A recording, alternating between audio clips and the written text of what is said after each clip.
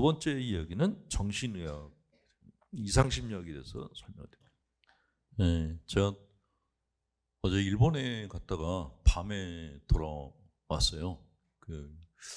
지금 닷새 동안 북해도 일대를 갔다가 다니면서 그쪽에 있는 그 성당을 방문하고 일본인 신자분들 또 신부님들 만나서 같이 이렇게 그 시간을 가졌는데 저는 일본말을 못해요.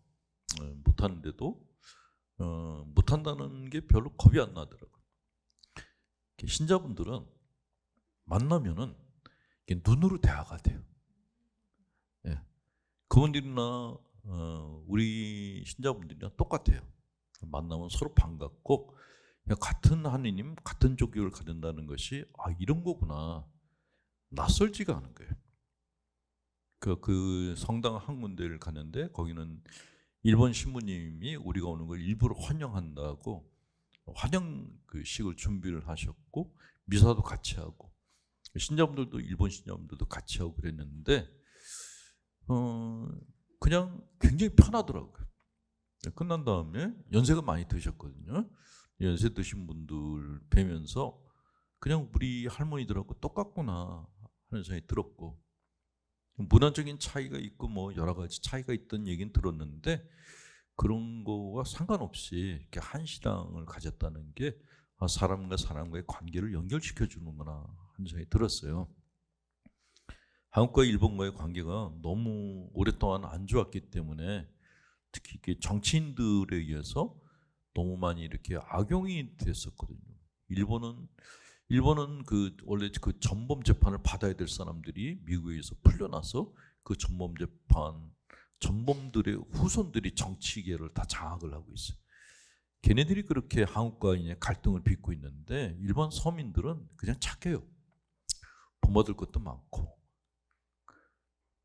그런데 이렇게 서로 언론에 의해서 서로 민족에 대한 그 편견이 생기는 게 아이들을 위해서도 좋지 않을 것 같다. 그래서 제가 올해 들어와서 계속해서 일본을 어저께까지 4번을 각 지역을 갖다 계속 방문을 하고 있거든요. 가서 작지만 그분들하고 만나서 같이 기도하고 서로 이해하는 시간을 갖도록 하고 있는데 정치가들끼리는 안 될 것 같아요. 근데 그냥 서민들끼리 같은 종교를 가진 사람들끼리 계속 만남을 가진다면은 정치인들이 해내지 못한 한일 간의 화해를 할 수 있지 않을까 하는 그런 생각이 들었습니다. 가톨릭 신자들끼리 만남이 제일 좋더라고요.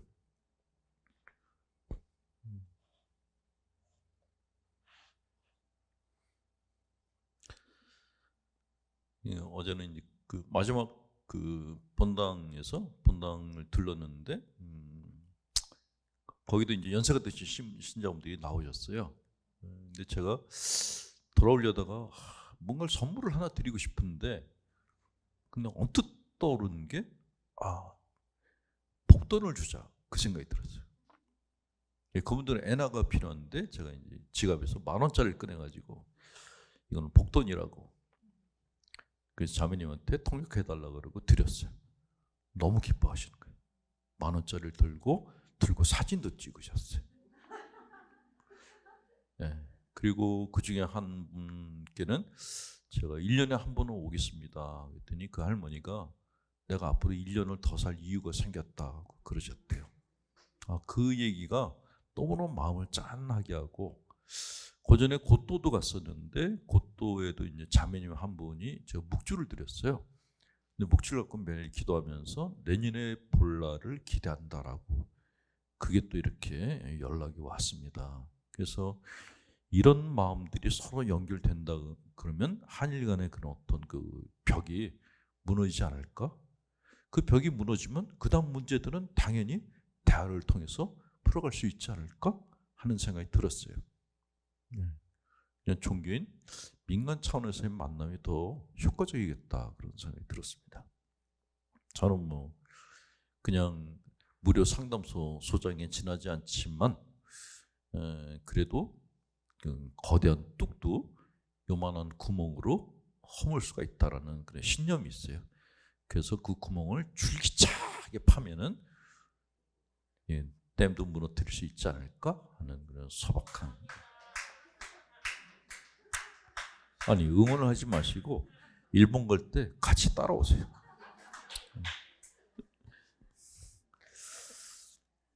자, 두 번째 이야기. 이상심리학에 대해서 설명을 드리려는 이유가 가정에서 정신적인 문제로 고통받는 분들이 의외로 많더라고요. 일본도 많고 우리나라도 굉장히 많아요. 이거는 뭐 잘 사는 동네고 못 사는 동네고 상관이 없이 많고, 또 본인 스스로가 내가 문제가 생겼는데 그 문제가 뭔지를 모르는 경우도 많고, 그래서 내가 갖고 있는 문제가 뭔지 알면은 다른 사람의 문제도 보이고 그때부터 이렇게 같이 지내는 게 좀 더 편안해져요. 그래서 인간이 갖고 있는 이상 행동들, 그 이상적인 어떤 징후군들에 대해서 좀 설명을 드려야겠다라는 생각이 들어서 이상심리학에 대한 짧은 강의를 시작할 겁니다. 자, 혹시 여러분들 중에 나는 살아오면서 어떤 고통도 겪은 적이 없다, 상처도 받은 적이 없다, 혹시 그런 분 계세요? 나는 정말 인생을 그냥 순탄대로를 살아와서 나는 마음의 상처가 하나도 없다, 나는 미칠 뻔한 적이 한 번도 없다, 나는 돌아버리겠다는 말을 써본 적이 한 번도 없다, 혹시 그런 분 계세요? 예, 우리는 애가 말을 안 들으면 미치겠다 그래요. 남편이 말을 안 들으면 돌아버리겠다 그래요. 직장에서 상사가 무리한 일을 시키면 환장하겠다 그래요. 근데 이거는 일본 갔더니 일본 사람들도 똑같더라고요. 예, 40대 아주머니가 가이드를 나왔는데 애 때문에 미치겠다 그러더라고요. 애가 말 안 들어서. 전 세계가 똑같아요. 예. 자, 이렇게 제가 가끔 남산에 올라가서 밑에를 내려다보면 아파트들이 쫙 있어요. 멀리서 보면 굉장히 멋있어 보이는데 가끔 그런 생각을 해요. 저 아파트에 살고 있는 저 집에는 아무 문제가 없을까? 아무 문제가 없는 집이 몇 집이나 될까? 아무 문제가 없는 집은 한 집도 없어요. 다 크고 작은 문제를 다 안고 삽니다. 그래서 스카펙이라는 정신과 의사가 인생은 고라 그랬어요. Life is difficult라고 그랬어요. 저는 이 말이, 이분이 하신 말 중에서 이 말이 제일 와닿는데, 나는 행복해요, 그런 얘기를 하는 분도 가끔 계세요. 근데 그렇게 얘기하는 분도 그 전에 과거를 돌아보면은 행복하지 않았던 시간들이 굉장히 많아요. 우리는 행복을 만들어가는 존재인데, 근데 행복을 만든다는 것 자체가 어려워요. 그래서 삶은 life is difficult. 삶은 어려워요. 이 기본 전제예요. 내가 인생을 사는데 왜 이렇게 나는 힘들지? 나만 힘든 게 아니라 다 힘들어요. 나만 힘들 때는 견디기 어려운데 남들도 힘들다 그러면은 견딜만 해요. 라이프스. 그래서 부처님도 그랬잖아요. 인생은 고라고. 고. 어렵다라는 거죠. 예수님도 비슷한 말을 했어요. 너희가 갖고 있는 십자가를 지고 나를 따르라 그랬어요. 인생은 고라는 거죠. 예수님 자체가 뭐 정말 파란만장한 삶을 사셨고, 어떻게 보면 박복한 삶을 사셨죠.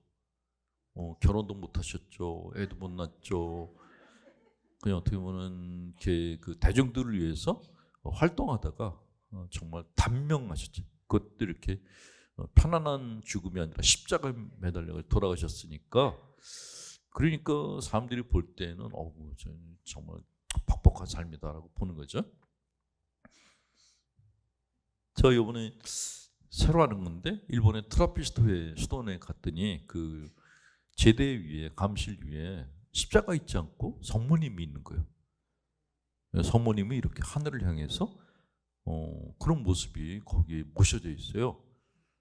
거기 이제 우리나라 신부님, 이용규 신부님이 거기서 이제 5년째 계시는데, 그분도 처음에 그걸 보고 이상하게 생각했는데, 이유가 일본 사람들이 십자가를 보고 그런데요. 무슨 신이 저러냐? 아니 신이 이렇게 좀 시커번쩍한 게 아니라 십자가 매달려 있어. 무슨 신이 저러냐? 전교가 안 된다는 거예요. 그래서 성모님을 거기다 보셔.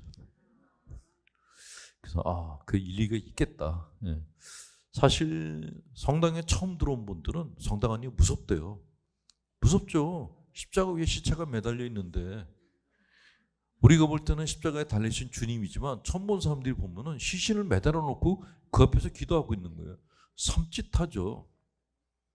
예, 우리는 익숙해져 있는데 처음 오는 사람들한테는 그게 그렇지 않다는 거예요. 그래서 일본 가톨릭 교회에서 성모상을 앞에 내세운 게 그게 맞겠다라는 생각이 들어요. 자, 이상신명에서 이런 이야기를 합니다. 항상 편안하고 즐겁게 살 수 있으면 좋으련만 우리 삶에는 필연적으로 고통과 불행이 존재한다. 평생 별 어려움 없이 삶을 살아가는 사람도 있지만 대부분의 사람은 삶의 과정에서 크고 작은 여러 가지 고난과 역경을 경험한다.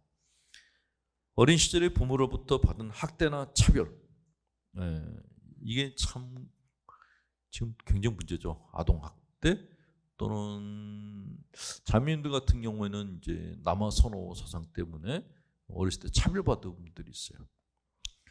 남동생들 다 공부시키려고 자기는 공장에서 평생을 보낸 거예요.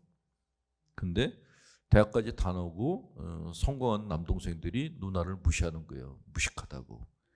그런 것 때문에 상처받고 힘들어하는 분들이 적지 않게 많아요. 부모의 사망이나 이혼, 요새는 부모님의 이혼이 아주 너무 큰 문제죠. 형제 자매 간의 갈등이나 경쟁, 학업에서의 좌절이나 실패, 이성관계에서의 상처나 실패, 육체적인 질병, 손상, 직장에서의 부적응이나 실직, 직장 동료와의 갈등, 사업 실패, 경제적 곤란 등 수없이 많은 부정적 사건들이 우리 삶을 고통스럽고 불행하게 만든다. 이런 고통과 불행이 오랫동안 지속되거나 견디기 어려울 만큼 심각해지면 사람들은 비정상적이고 부적응적인 이상 행동을 나타내게 된다. 이러한 이상 행동이 누적되어서 부적응 상태가 계속되면 정신장애로 이어질 수 있다. 이상 행동과 정신장애는 이처럼 고통스럽고 불행한 과거 경험의 산물인 동시에 삶을 더 고통스럽고 불행하게 만드는 원인이 되기도 한다. 이상 행동과 정신장애를 나타내는 사람은 중간적으로 상당한 심리적 고통을 느끼게 될 뿐만 아니라 사회적 적응에도 심각한 어려움을 겪게 된다. 심적 혼란과 장애로 인해서 학업이나 직업 활동에서 자신의 능력을 충분히 발휘하지 못함으로써 부적응을 나타내게 된다. 촉망받던 유능한 학생이 학업에 매진해야 될 청년기의 정신장애로 인해서 자신의 능력을 전혀 발휘하지 못하고 적절한 치료를 받지 못할 경우에 인생의 낙오자로 전락할 수 있다.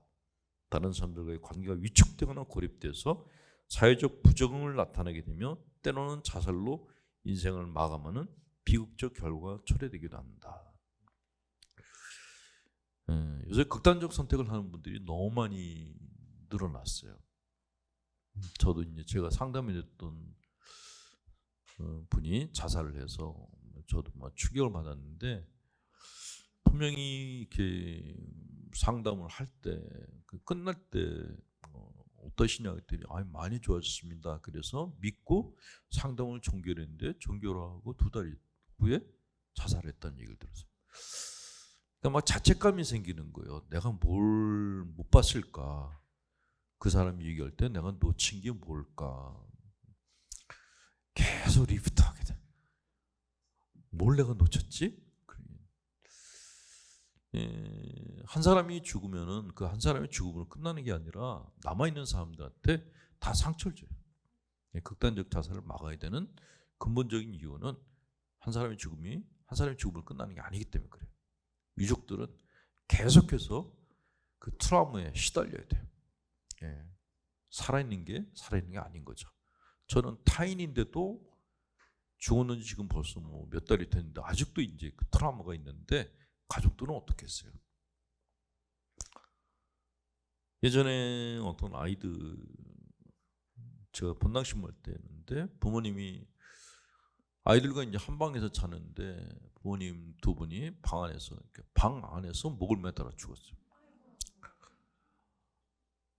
아, 그 애들은 어떻게 했어요? 그걸 보고. 그러니까 이런 일들이 뭐 오죽했으면은 뭐 자살을 하셨을까 싶지만은 그래도 당신들이 그렇게 죽어서 아이들이 어떻게 될지 왜 생각을 안 했을까 그런 생각도 들고 막을 수가 없었을까 그 생각도 계속 들더라고요. 네. 자, 극단적 자살 전에 상태는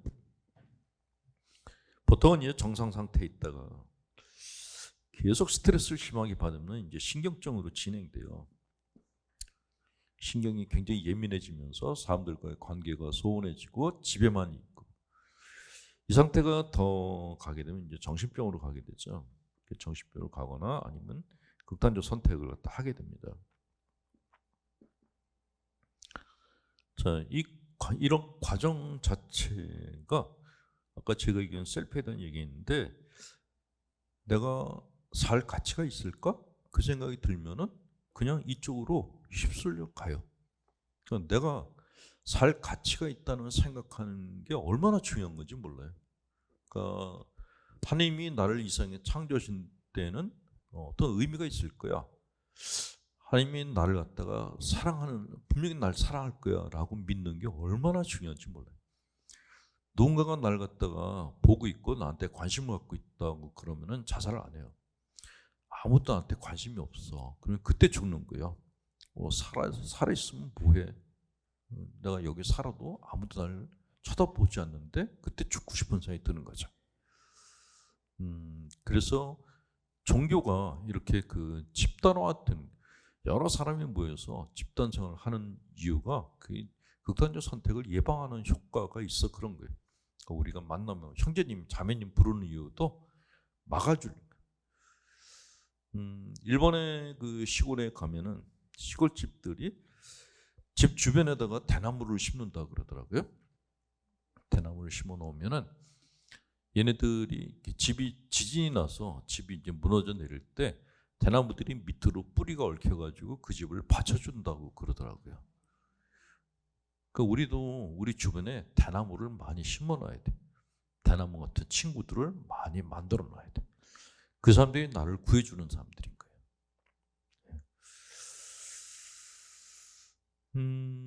어쨌건 내가 갖고 있는 그 십자가가 내가 갖고 있는 고통의 짐이 내 자아가 견디지 못할 때 그때 정신과에서 그렇게 설명을 해요. 정신병으로 도피한다고. 그러니까 스트레스를 피해서 정신병으로 도피한다고 그렇게 표현을 하는데 그래서 수험생들 중에 이제 많이 걸려요. 특히 공부 잘하는 애들이 많이 걸려요. 차라리 공부 못하는 애들은 포기를 하고 놀거든요. 걔네들은 안 걸려요.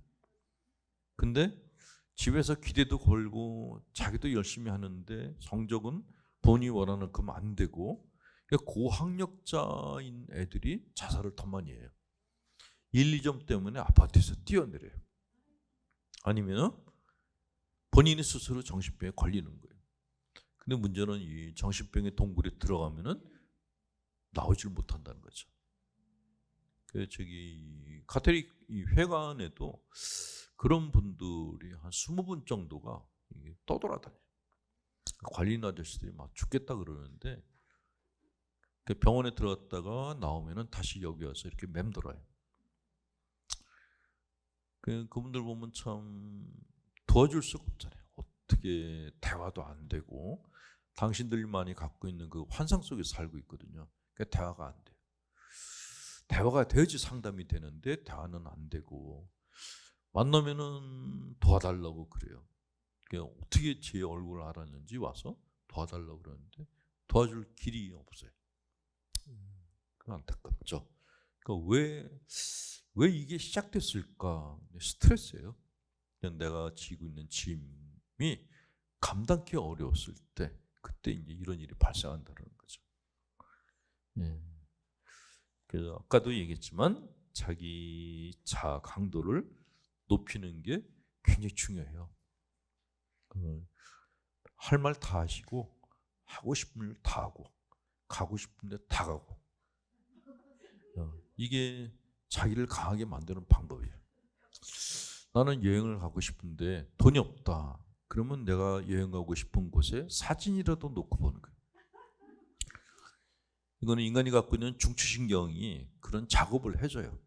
난 정말 바닷가에 가고 싶은데 시간도 없고 돈도 없어.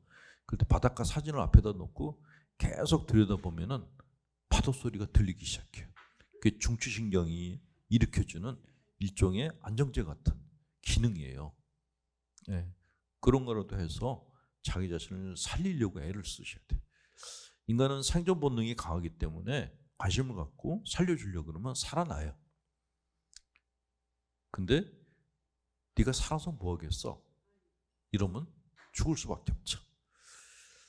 자, 예수님이 광야에서 유혹을 받으시고 이제 뭐 굶고 철야기도 하고 그래서 탈진 상태에 있었어요. 근데 인간이 탈진 상태에 있으면은 유혹자들이 다가와요. 이건 그냥 영성 신학 관점 설명을 드리는데 자아가 약해지면은 그때부터 유혹이 굉장히 강하게 다가오는데 예수님이 겪었던 유혹 중에 가장 큰 게 자살에 대한 유혹이었어요. 그 복음서에 보면은 높은 곳에서 뛰어내려 봐라 그랬어요. 천사들이 받아줄 거다. 그게 자살하라는 얘기예요. 그게 그 절벽 높은 곳에서 정신은 하나도 없고 배는 고프고 그럴 때 유혹자가 다가오는 거예요. 여기서 뛰어내리면 다 해결돼. 하나님의 천사가 너를 받아줄 거야. 근데 예수님이 거절하셨죠. 그러니까 극단적 선택은 특별한 사람만이 하는 게 아니라 우리가 역경에 처하면은 그런 죽음을 자촉하는 애들이 가까이 와요. 소리도 들려요. 그때 기도하셔야 돼요. 십자가 잡고 가라고 외치셔야 돼요. 지금 그런 기도가 정말 절실하게 필요한 때가 아닌가 하는 생각이 듭니다. 제 강의 듣는 분들 중에 연세가 많은 분들도 있지만 오늘은 유난히 이렇게 젊은 친구들이 많이 왔는데 그대들의 나이가 자아가 가장 작고 약할 때 작은 파도에도 엄청나게 많이 흔들릴 때거든요. 저도 그랬고 배가 뒤집힐 뻔한 적도 있었고 그랬는데 내 배를 크게 만들고 내 배를 튼튼하게 만드는 작업하는 게 굉장히 중요해요. 집에만 있지 말고 자꾸 사람을 만나야 돼. 비용이 들드는 범위 내에서 내가 하고 싶은 거를 다 시도를 해봐야 돼. 실패한을 걱정하지 말고 일단은 뭐든지 다 해봐야 돼. 그렇게 하다 보면은 내 마음 안에서 조그만 자신감들이 생기기 시작해요. 그게 바로 내 배가 커지는 징후예요. 그리고 어느 날 내 배가 정말 커졌어. 그때 되면 파도가 무섭지가 않아요. 파도를 즐길 수가 있게 돼요.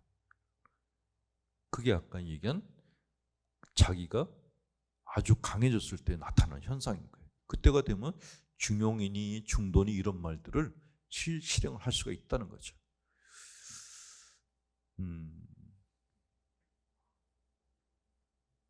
내가 살아갈 수 있는 날을 90세까지 잡는다면 지금까지 내가 살아온 시간보다 살 시간이 더 많아요. 실험을 할 수 있는 시간이 더 많아요. 저는 지금 올해가 이제 70이거든요. 근데 앞으로 제가 이제 활동할 수 있을 게 몇 년이나 남았을까? 그러면 지금 이렇게 방송하고 막 강의하고 이렇게 하는 거는 앞으로 아마 10년 정도는 할 수 있을 것 같다는 생각이 들어요. 근데 70대면은 다 남자들이 은퇴한 다음에 뭐 노후 생활 생각을 하는데 저는 그런 데 대한 관심이 없고 앞으로 남은 10년 동안에 몇 권의 책을 더 써야 할까? 내가 사람들한테 영상을 몇 개를 더 남길까 이 생각만 계속 하는 거예요. 그 몸이 안 따라오는데 정신은 항상 이렇게 뭐라 그러죠? 정신 상태는 40대 50대들 마인드하고 비슷해요. 그래서 제가 제 또래들을 잘 안 만나려고 그래요. 만나면 대화가 안 되는 거예요. 근데 40대 50대 자기 사업을 하는 친구들 만나면 대화가 돼요. 저는 그런 생각이 계속 드는데 그래 인생은 70부터야. 70살부터 내 인생의 마무리를 멋있게 장식하는 거야. 그 생각이 계속 들어요. 이런 생각이 드는 게 제가 만든 생각이 아니고 45살에 상담을 통해서 저를 알게 된 다음부터 생긴 생각이에요. 여러분들께서도 자기 자신을 알기 위한 공부를 많이 하시고 그리고 계속 물어보세요. 아까 얘기한 것처럼 나는 지금 누굴 위해서 살고 있는가? 나는 지금 나를 위해서 살고 있는가? 물어보세요. 그러면 얘가 대답을 하거나 아니면 나를 어떤 방향으로 끌어가요. 얘가 가자는 대로 그냥 따라가시면 돼요. 예, 들으시느라고 애쓰셨고요. 다음 달은 5월 13일 날 둘째 토요일 날 그때는 7층에서 합니다. 예. 자, 끝으로 강목드리고 끝낼게요. 모두 일어나십시오. 주께서 여러분과 함께 전하시 하느님 성부와 성자 성령께서는 우리에게 강복하소서.